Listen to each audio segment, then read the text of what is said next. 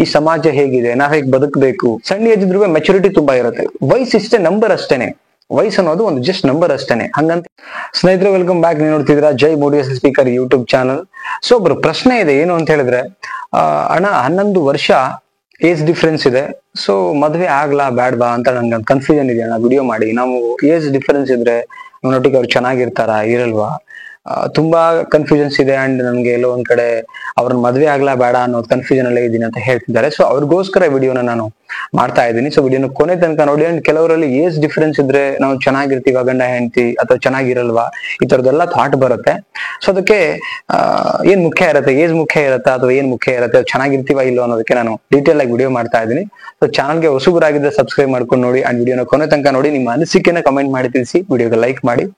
First point ಏನಂತ ಹೇಳಿದ್ರೆ, ಸಂಸಾರ ಮಾಡೋಕೆ ವಯಸ್ಸಿಗಿಂತ ಮನಸ್ಸಿಗೆ ತುಂಬಾ ಮುಖ್ಯ ಇರುತ್ತೆ. ನೀವು ಎಷ್ಟೇ ಹೆಚ್ಚು ಕಡಿಮೆ ವಯಸ್ಸಲ್ಲಿ, ಇವತ್ತು ಹಂಗ್ ನೋಡೋದಾದ್ರೆ ಸಚಿನ್ ತೆಂಡೂಲ್ಕರ್ ಅವ್ರದ್ದು ಗಂಡ ಹೆಂಡತಿ ಒಂದು ಸಂಬಂಧ ನೋಡಿದ್ರೆ 7 years ದೊಡ್ಡವರು. ಸಚಿನ್ಗಿಂತ ಅವರ ಹೆಂಡತಿ 7 ವರ್ಷ ದೊಡ್ಡವರು ಇದ್ದಾರೆ. ಸುಮಾರು ಜನ ಇದ್ದಾರೆ. ನಮ್ಮ ವಿಷ್ಣುವರ್ಧನ್ ಸರ್ ನೋಡೋದಾದ್ರೆ ಅವ್ರದ್ದು ಗಂಡ ಹೆಂಡತಿ ಮಧ್ಯೆ ಏಜ್ ಡಿಫ್ರೆನ್ಸ್ ಇದೆ. ಸೊ ಇದು ಎಲ್ಲ ಯಾಕೆ ಹೇಳ್ತೀವಿ ಅಂದ್ರೆ, ಸೊ ನೋಡಿ, ನಮ್ಗೆ ವಯಸ್ಸು ಇಷ್ಟೇ, ನಂಬರ್ ಅಷ್ಟೇನೆ. ವಯಸ್ಸು ಅನ್ನೋದು ಒಂದು ಜಸ್ಟ್ ನಂಬರ್ ಅಷ್ಟೇನೆ. ಹಂಗಂತೇಳಿ ಸೊ ಕಡಿಮೆ ಏಜ್ ಹಂಗಲ್ಲ. ಮೆಚುರಿಟಿ ಒಂದು ಗೌರ್ಮೆಂಟ್ ರೂಲ್ಸ್ ಪ್ರಕಾರ ಏನಿದೆಯಲ್ಲ, ಮದುವೆ ಆಗುವಂತ ರೂಲ್ಸ್, ಅದ್ರ ಪ್ರಕಾರ ಇದ್ದು ಅದು ಇರ್ಲೇಬೇಕು, ಅಷ್ಟೊಂದು ಕಾಮನ್ ಆಗಿ ಇರ್ಲೇಬೇಕು. ಅದ್ರ ಮೇಲೆ ಹೆಚ್ಚು ಕಡಿಮೆ ಎಷ್ಟಾನ ಇರ್ಲಿ, ಬಟ್ ನಿಮಗೆ ಅವ್ರ ಮನಸ್ಥಿತಿ, ನಿಮ್ಮ ಮನಸ್ಥಿತಿ ಹೊಂದಾಣಿಕೆ ಆಗೋದು ಮುಖ್ಯ ಇರುತ್ತೆ. ಇಲ್ಲಿ ಏಜ್ ಅನ್ನೋದು ಜಸ್ಟ್ ನನ್ನ ಪ್ರಕಾರ ನಂಬರ್ ಅಷ್ಟೇನೆ. ನೀವು ಈ ಕರೆಕ್ಟ್ ಏಜ್ ಅಲ್ಲಿ ಮದುವೆ ಮಾಡ್ಕೊಂಡು ಚೆನ್ನಾಗಿ ಬಾಳಿ ಬದುಕಿಲ್ಲ ಅಂದ್ರೆ ಅದು ವೇಸ್ಟ್ ಆಗ್ಬಿಡುತ್ತೆ. ಅಂಡ್ ವಯಸ್ ಡಿಫ್ರೆನ್ಸ್ ಗ್ಯಾಪ್ ಜಾಸ್ತಿ ಆಯ್ತು ಅಂದ ತಕ್ಷಣ ಅದನ್ನು ಕೂಡ ನೆಗೆಟಿವ್ ಆಗಿ ತಗೊಂಬೇಡಿ.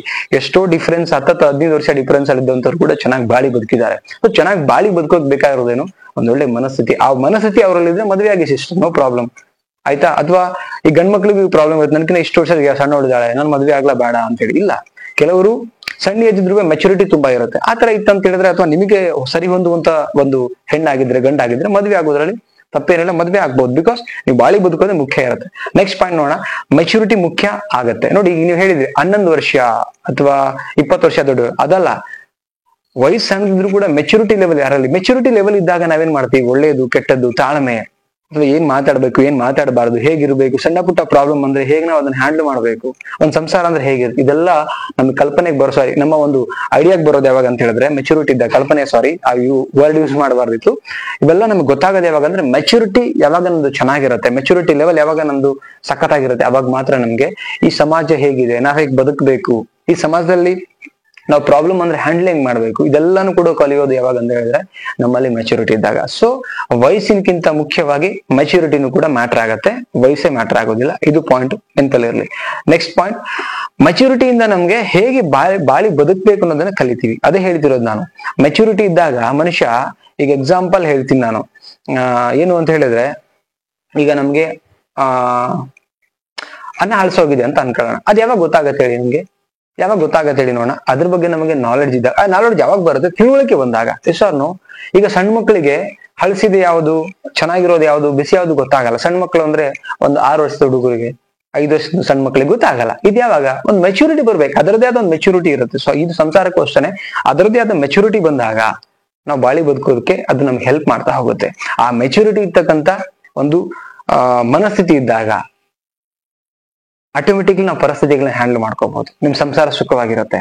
ಸೊ ಅಷ್ಟೇನೆ, ಇಲ್ಲಿ ಏಜ್ ನಂಬರ್ಗಿನ್ನ ನಿಮ್ಮ ಸಂಸಾರ ಚೆನ್ನಾಗಿರ್ಬೇಕಂದ್ರೆ ನಾನು ಫಸ್ಟ್ ಹೇಳಿದಾಗೆ ಮನಸ್ಥಿತಿ ಮುಖ್ಯ ಇರುತ್ತೆ, ಮೆಚುರಿಟಿ ಮುಖ್ಯ ಇರುತ್ತೆ.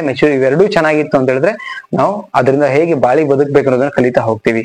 ನೀವು ನಂಬರ್ ಹೆಚ್ಚು ಆಯ್ತು ಕಮ್ಮಿ ಆಯ್ತು ಅಂತ ಹೇಳಿ ಬರೀ ನೆಗೆಟಿವ್ ಥಿಂಕ್ ಮಾಡ್ತಾ ಹೋಗ್ಬೇಡಿ. ಸೊ ಚೆನ್ನಾಗಿರ್ಬಹುದು. ನಂಬರ್ ಇದು ಜಸ್ಟ್ ಒಂದು ನಂಬರ್ ಅಷ್ಟೇನೆ. ಕೆಲವರು ಈಕ್ವಲ್ ಏಜ್ ಇರ್ತಾರೆ, ಹೆಚ್ಚು ಕಡಿಮೆ ಇರ್ತಾರೆ, ಜಗಳ ಮಾಡ್ಕೊಂಡು ದಿನ ಕಿತ್ತಾಡ್ಕೊಂಡು ಡಿವೋರ್ಸ್ ತನಕ ಹೋಗಿದ್ದಾರೆ. ಏಜ್ ಡಿಫ್ರೆನ್ಸ್ ಅಲ್ಲಿ ಇದ್ದಂಥವ್ರು ಕೂಡ ಇವತ್ತು ಬಾಳಿ ಬದುಕಿದ್ದಾರೆ. ಸೊ ಅದ್ರ ಬಗ್ಗೆ just go on positive. And ನಿಮ್ಮ ಸಂಗಾತಿಗಳಲ್ಲಿ ಈ ಕ್ವಾಲಿಟೀಸ್ ಇದ್ರೆ 100% ಚೆನ್ನಾಗಿರ್ತೀರ ಸಿಸ್ಟರ್. ಓಕೆ, ಮತ್ತೆ ನಿಮಗೆ ಬೇರೆ ಒಂದು ಟಾಪಿಕ್ ಅಲ್ಲಿ ವಿಡಿಯೋ ಬೇಕು, ನಿಮ್ಗೆ ನಿಮ್ಮ ಒಂದು ಕ್ವಶನ್ಸ್ ಇದ್ರೆ ಕಮೆಂಟ್ ಮಾಡಿ, ಅದ್ರ ಮೇಲೆ ವಿಡಿಯೋ ಮಾಡ್ತೀನಿ ಅಂತ ಹೇಳ್ತಾ ಮತ್ತೊಂದು ಟಾಪಿಕ್ ಅಲ್ಲಿ ಸಿಗ್ತೀನಿ. ನಮಸ್ತೆ.